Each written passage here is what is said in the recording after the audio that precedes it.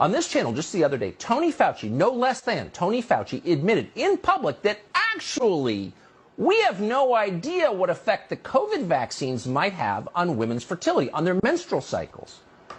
Wait a second.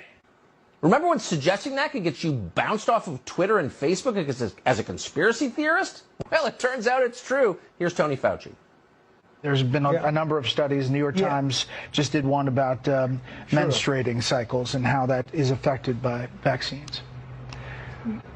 Yeah, well, the menstrual thing is something that seems to be quite transient and temporary. That's the point. That's one of the points. We need to study it more. Oh, we need to study it more. We need to study it more. It's just like human fertility, reproducing the species, the most important event in most people's lives. We need to study it more. Oh, but it's too late. We just forced millions of women to take that drug. Sorry. So how did they release a vaccine and then make it mandatory when they didn't understand the long-term effects of the drug? That's a very good question. Here's Deborah Birx. She's the former White House COVID response director, again on Fox News.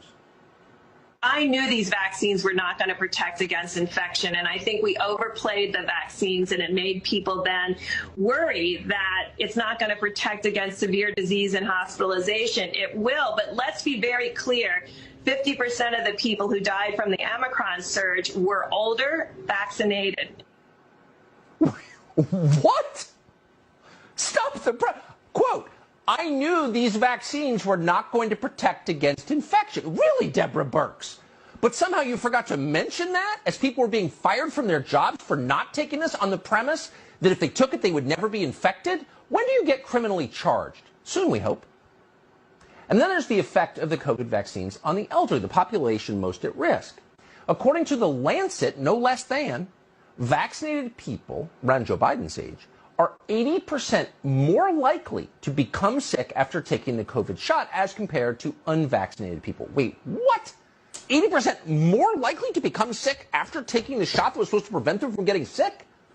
How is this not the banner headline? It's being ignored.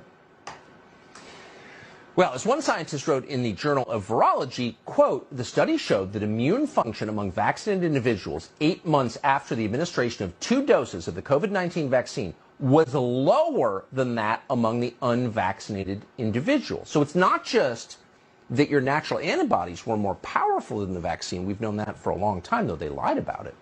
Turns out the vaccine appears to depress your immune system. This has massive implications, not just for COVID. There are all kinds of horrible diseases you can get with the suppressed immune system. The Journal of Food and Chemical Toxicology found the same thing. Quote, vaccination induces a profound impairment in type 1 interferon signaling, which has diverse adverse consequences to human health.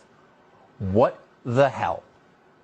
And yet these people are on TV blithely admitting, oh, well, we should do more study on that, after we forced it on the entire American population, on billions of people globally. And this might explain how Joe Biden got COVID after getting every available shot and telling us just a year ago that vaccines conferred total immunity.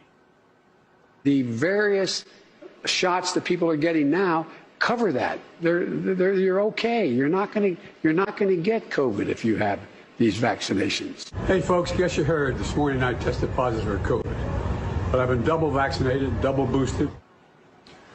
So one of the responses to this is great sadness, of course, because even people who didn't vote for Joe Biden believed his administration when they said this, because they were acting in the name of science. People were afraid of COVID, in some cases with great justification. Some people were at risk of dying from COVID.